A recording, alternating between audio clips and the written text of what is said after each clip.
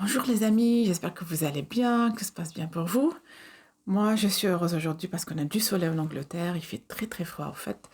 Et aujourd'hui, on a du soleil, malgré qu'il fait froid. Donc, je suis super contente et j'ai été motivée pour faire cette vidéo aujourd'hui.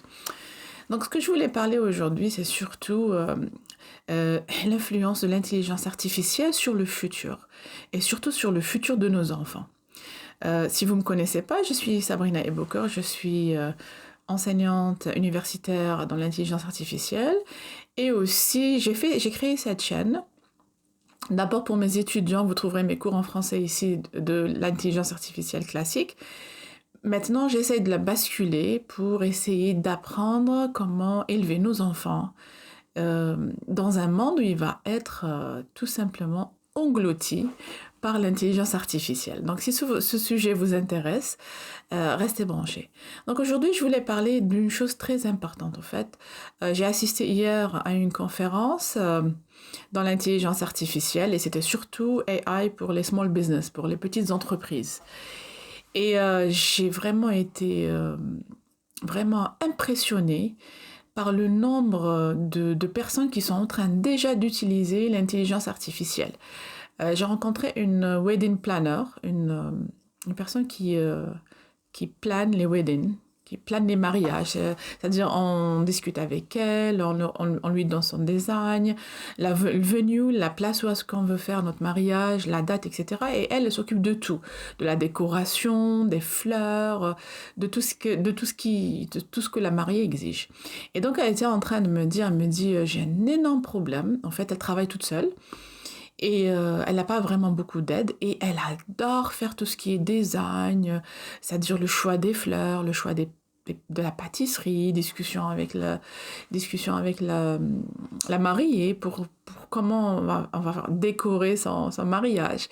Mais elle perd beaucoup de temps sur la discussion initiale en fait avec la cliente. Par cliente, elle perd 2-3 heures à lui expliquer qu'est-ce qu'elle fait exactement, qu'est-ce qu'elle peut lui offrir, quels sont les designs qu'elle peut lui apporter ou qu'est-ce qu'elle peut vraiment lui donner comme service.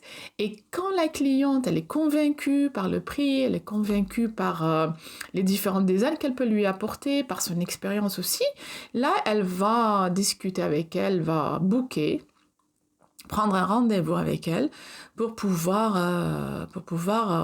vraiment aller dans sa boutique et voir ce qu'elle fait en fait. En réalité, elle va lui montrer les différentes décorations qu'elle a.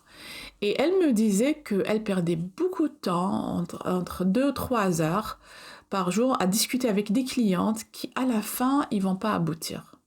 Ils vont pas aboutir, et juste 2 ou 3, ils vont aboutir. Donc pour elle, c'est vraiment une perte de temps qu'elle préfère vraiment passer dans son métier. Et là, je lui dis oui, tu peux bien sûr utiliser l'intelligence artificielle pour automatiser la discussion. Pour lui offrir les différents choix de design.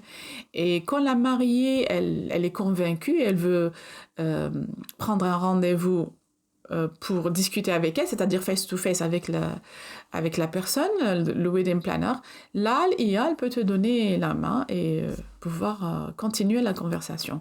Donc, elle était étonnée que c'était possible. Et ça, c'est juste une toute petite chose sur les applications de l'intelligence artificielle dans notre vie courante. Alors, en sachant tout ça, alors imaginez, dans un cas normal, on va dire, avant l'IA, elle aurait tout simplement recruté une assistante pour l'aider à faire ça. Mais le problème, c'est qu'une assistante, elle est coûteuse, elle va vouloir un salaire, payer sa taxe, etc. Aussi, elle va l'entraîner à comment discuter avec la cliente, etc. Et moi, le problème que j'ai vu, moi, au fait, c'est que la majorité des travaux administratifs, on va dire, d'assistantes, est-ce que c'est des hommes qui les prennent ou c'est des femmes? En fait, c'est des femmes. Donc, je me dis, ok, dans 10 ans, toutes les femmes qui sont en train de travailler dans le domaine administratif, c'est-à-dire c'est des tâches qui sont répétitives, euh, en tant qu'assistante personnelle, etc., il y a une grande chance qu'elles vont perdre leur travail. Donc, c'est des histoires comme ça qui m'ont fait réfléchir au fait sur, il faut vraiment qu'on réfléchisse en tant que nous adultes, comment préparer la future génération dans un monde qui va être vraiment englouti par l'intelligence artificielle. Pour moi, personnellement, je pense que il faut surtout miser sur les soft skills. Premièrement, c'est les soft skills, c'est-à-dire le pouvoir inculquer à l'enfant le pouvoir de trouver des solutions, ce qu'on appelle problem solving. C'est-à-dire comment est-ce que quand il est dans des situations, comment il peut trouver une solution. Ça, it's a skill, c'est une skill. C'est une façon, on va dire, c'est une façon d'apprendre à trouver des solutions. Qu'on peut le lui apprendre, en fait. Je sais pas si il faut que je trouve la traduction du mot skill en français. Ça fait longtemps que j'ai pas parlé en français, au fait. Et donc, du coup, voilà. Et ça, c'est les soft skills, sont très importants. La confiance en soi aussi, pouvoir se présenter. Tout ça, c'est très, très important dans le domaine, dans un monde qui est, on va dire, qui est géré ou bien l'aide par l'intelligence artificielle. Aussi, la deuxième des choses, c'est maîtriser l'intelligence artificielle elle-même. Parce que c'est une technologie elle n'est pas, au fait, verticale. C'est pas moi, je veux faire du développement dans l'IA, donc je vais apprendre, je vais être informaticien, etc. Non. L'intelligence artificielle, elle est transversale. Elle peut être utilisée dans tous les domaines. On vient de voir un domaine où une businesswoman qui travaille dans l'organisation des mariages. Ça peut être dans le secteur de santé. Ça peut être le secteur de nutrition, le secteur d'éducation. Tous les secteurs, ils vont être touchés par l'intelligence artificielle. Donc, c'est un outil très, très important. Que l'enfant le maîtrise, comprenne comment l'utiliser, etc. Certains parents vont me dire, ok, mais moi j'ai pas envie que mon fils il va utiliser l'intelligence artificielle. Je peux faire une autre vidéo sur comment utiliser l'intelligence artificielle pour les enfants, mais c'est très important qu'ils apprennent à vivre avec, parce que leur monde, il va y avoir plein de IA agentiques, des agents IA partout. Premièrement, deuxièmement, le troisième élément que je voulais insister, c'est les langues, au fait. C'est très important que l'enfant du futur, on va dire l'enfant qui veut être épanoui dans le futur, de maîtriser plusieurs langues.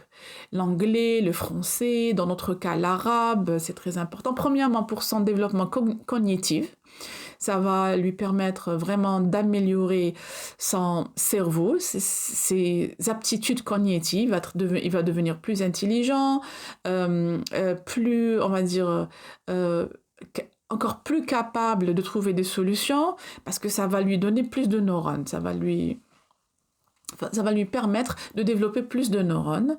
Aussi, ça va lui permettre d'ouvrir le monde. Voilà, s'il ne trouve pas une information en français, il va la trouver en anglais, en arabe, etc. Donc pour moi, c'est super important. Quatrième élément, et en réalité, moi, ce quatrième élément, je le mettrai en premier, la base. C'est le value, c'est les valeurs humaines, c'est nos propres valeurs en tant qu'Arabes, en tant que musulmans. C'est les valeurs humaines, les valeurs de notre religion, c'est d'avoir la foi en Dieu. Ça, pour moi, c'est vraiment le pilier numéro 1 pour préparer nos enfants dans un monde qui va être envahi par l'intelligence artificielle. Je sais pas, je trouve pas le mot en français, en fait. Led by AI, c'est géré par l'intelligence artificielle, ou on va dire, voilà. Voilà, c'est ce que je voulais dire pour aujourd'hui, pour ce vendredi. Si vous aimez ce format de vidéo, vous me dites. Si vous voulez que je fasse des lives, vous me dites. Si vous préférez le français et l'anglais, vous me dites aussi. Et je vous retrouve vendredi prochain.